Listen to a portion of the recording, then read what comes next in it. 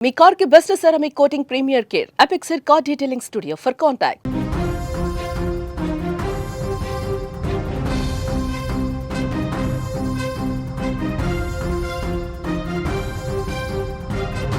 ప్రేమించి పెళ్లి చేసుకున్న మొగుడితో 15 ఏళ్ల పాటు అదనపు కట్నం యుద్ధం చేసి అలసిపోయి తనకు తాను అంతమైన ఒక అభాగ్యురాలి కథ ఇది. ప్రేమించి పెళ్లి చేసుకున్నాడని కుటుంబాన్ని, కన్నవాళ్ళని, సర్వస్వాన్ని వదులుకొని ప్రేమించిన మనిషి వెంట నడిచి వస్తే వాడు అమ్మాయికిచ్చిన సుఖమేంటో తెలుసా? నిత్యం వేధింపులు, అదనపు కట్నం తీసుకురావాలని దెబ్బలు కొట్టడాలు, కుటుంబ సభ్యుల ముందు అత్యంత నీచంగా చూడటం. తట్టుకోలేకపోయింది ఆ మహిళ. ఊహించని విధంగా ఒకరోజు ఇంట్లో శవమై కనిపించింది. మరి ఆ మహిళ ఎలా చనిపోయింది?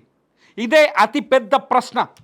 మహబూబాబాద్ జిల్లా కొమ్మగూడెం తండాలో జరిగిన ఈ ఉదంతం గురించి తెలుసుకుంటే నిజంగా కళ్ళకు నీళ్ళొస్తున్నాయి. స్వప్న అనే ఒక అమ్మాయి ఈ కొమ్మగూడెం తండాకు సంబంధించిన రామన్న అనే వ్యక్తిని 15 ఏళ్ల క్రితం ప్రేమ పెళ్లి చేసుకుంది.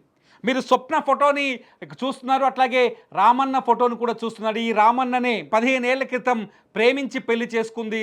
కంటికి రెప్పలా చూసుకుంటాను, కాలికి మట్టి అంటనివ్వను, నీ కాలికి ముళ్ళు తిగిన నా పంటితో తీస్తాను, నోటి పంటితో తీస్తానని తప్పుడు వాగ్దానాలు చేశాడు ఈ రామన్న.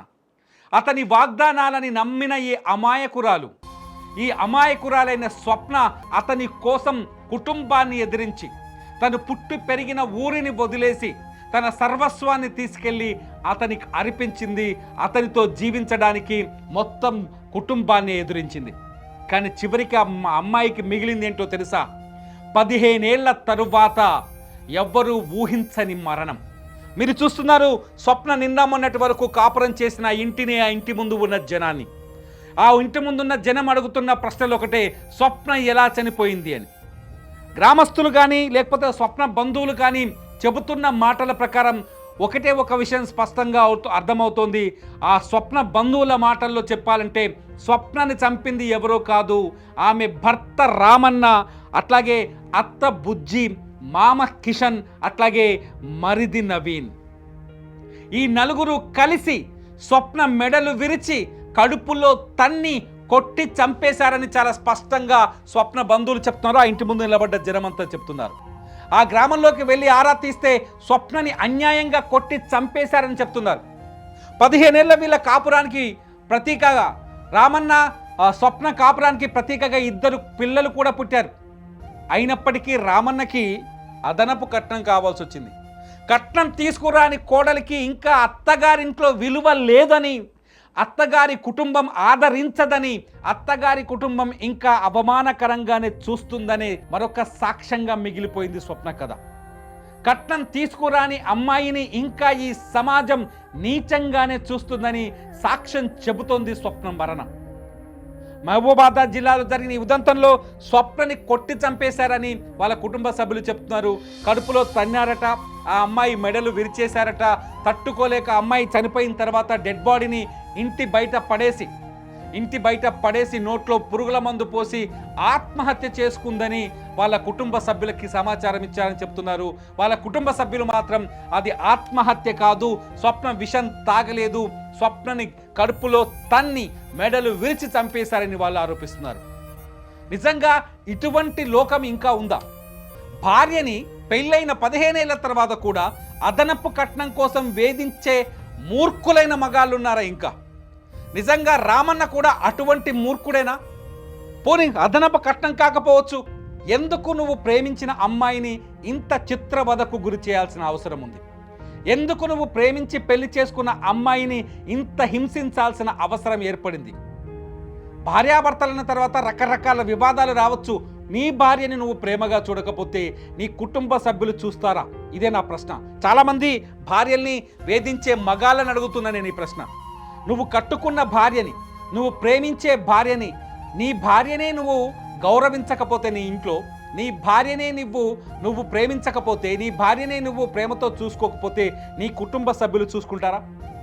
స్వప్న కూడా ఈ 15 ఏళ్ల పాటు ఈ ఒక్క గౌరవం కోసమే పోరాటం చేసింది. స్వప్న కట్నం తీసుకురాలేదనే ఏకైక కోపంతో ఆమె పైన రామన్న ఆయన తల్లిదండ్రులు మరిది ఆఖరికి రామన్న తమ్ముడు కూడా ఈమె పైన చేయి చేసుకున్నాడని తెలిస్తే నిజంగా గుండెకు బాధేస్తుంది. స్వప్న తల్లిదండ్రులు చెప్తున్నారు, రామన్న వేధింపులు తట్టుకోలేక మా పొలాన్ని అమ్మి 3 లక్షల రూపాయలని కట్నంగా ఇచ్చామని కూడా చెప్తున్నారు. అంతేకాదు పెద్ద మనుషుల మధ్యలోకి పిలిచి ఇక నుంచైనా బుద్ధిగా కాపురం చేసుకో, ఇక నుంచైనా నీ కన్న పిల్లల్ని భార్యని ప్రేమగా చూసుకో అని బుద్ధి చెప్పించామని. అయినా రామన్న మారలేదని చెప్తున్నారు. తప్పంతా రామన్న దగ్గర లేదు, రామన్న తల్లిదండ్రులైన బుజ్జి కిషన్ దగ్గర ఉందని చెప్తున్నారు.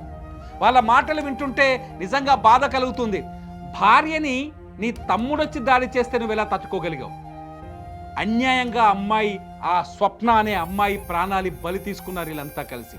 నిజంగా స్పష్టంగా అర్థమవుతోంది ఆ స్వప్న అనే అమ్మాయి ప్రాణాలని బలి తీసుకున్నారని. ఒక్కసారి వాళ్ళ కుటుంబ సభ్యుల మాటలు వినండి, మీకు అర్థమవుతుంది వాళ్ళు ఎంత ఆవేదనతో ఎంత బాధతో మాట్లాడుతున్నారు. గొంతు పిసికి చంపారా లేకపోతే మెడని మొత్తం ఇరిచేశారు, మొత్తం నరాలు బయటికి వెళ్తాయి. ఈ పొత్తి కడుపుల కూడా బయటికి వెళ్ళింది. ఆమెను ఘోరంగా చిత్రహింసలు పెట్టి చంపిర్రు. ఓకే, ఆమెను చంపినాక కూడా వీళ్ళు లోపల దాచుకోవడం అనేది ఇంకా దారుణమైన విషయము. ఇది వాళ్ళు బయటకు వచ్చి, తప్పు లేని వాళ్ళు బయటకు వచ్చి చెప్పాలి, కానీ చెప్పలేదు. వాళ్ళని పోలీసు వాళ్ళు తీసుకొని పోయారు. ఆ శవాన్ని బయట వేసినాము. వాడికి చంపి లోపల ఇదే ఇంట్లో వేయాలి, ఆ అమ్మాయితో పాటు వేయాలి. ఆమె జరిగినట్టుగా ఈ తండలు ఎవరికి జరగవద్దు. నేను పెదనాన్న బిడ్డని కావచ్చు, వేరేగా మాట్లాడదాని అనుకుంటారు, తండోలని కనుకోండి. ఇప్పుడు వాళ్ళు మందు దాగి చచ్చిపోయిందని అంటలేరు, వీళ్ళు కొట్టి చంపేసిరని అంటారు సార్. మామ మరిది భర్త పరారయ్యారు, అయితే కొట్టి చంపిరని అనుమానంతోని మా ఊరు పెద్ద మనుషులు సుత ఇక అదే అనుమానంతోని అయితే దెబ్బలు మాత్రం తాకి ఉన్నాయి సార్. అయితే కొట్టే చంపేసిరని మా అభిప్రాయం అని మేము ఇప్పుడు అనుకుంటాను. దానికి సుతం మేము పిటిషన్ రెడీ ఉన్నాం, వెళ్ళిపోతామని మేము అనుకుంటాను. పోస్ట్ పోన్ చేసిన తర్వాత మరి అంత్యక్రియలు కానీ దాన సంస్కారాలు కానీ ఏ విధంగా ఉండబోతుంది? అయితే సార్ అది పోస్ట్ పోన్ అయినాక వాళ్ళు ఎట్లా జరిగింది వాళ్ళు చెప్తేనే సరే దానికి ఏదో సాల్వ్ చేద్దాం. వాళ్ళు రాకుండా అదే విధంగా ఉన్నారనుకో, ఇక వాళ్ళ ఇంటి ముందే ఆ శమాన్ తెచ్చి పెడితే వాళ్ళు ఎన్ని రోజులకు వచ్చి చెప్పినా గానీ అన్ని రోజులు అన్నీ ఉంచుతాం. మీరు నమ్మడానికి నమ్మొద్దు. ఈ రేపు నెక్కేడ ఏమైనా అయితే నా మీద మారలా పడతారు సార్. చచ్చిన బతికిన అందరు సంగం చేస్తాం, ఇక్కడ ఉంచుకోండి సార్ అంటే నేను చూపడలేను, నేను చేయలేను. ఆ డాక్టర్లు మళ్ళీ ఇంకో డాక్టర్ జరిపాను, నేను మళ్ళీ అట్ట మోసుకొపోయి అట్ట పైన చేయవారు డాక్టర్ ఒక ట్రీట్మెంట్ చేసిండు. లేదురా భయ అని. అంటే భార్య అంటే నేను చెప్పాలనుకుంటుంది ఏంటంటే, ఏ మగాడైనా నీ కుటుంబం అంటే, నీ సంతోషం అంటే నీ భార్య నీ పిల్లలు. నీ భార్య పిల్లల్ని నువ్వే ప్రేమగా చూసుకోకపోతే నీ కుటుంబ సభ్యులు చూసుకోరు, నీ గ్రామస్తులు చూసుకోరు, నీ చుట్టూన్న వాళ్ళు చూసుకోరు, నీ బంధువులు చూసుకోరు. భార్యని ప్రేమగా చూసుకోలేని ఈ వ్యక్తి అన్యాయంగా ఆమె ప్రాణాలని బలి తీసుకున్నాడు. మీరేమనుకుంటున్నారు ఈ కథ చూసిన తర్వాత? మీరేమనుకుంటున్నారు?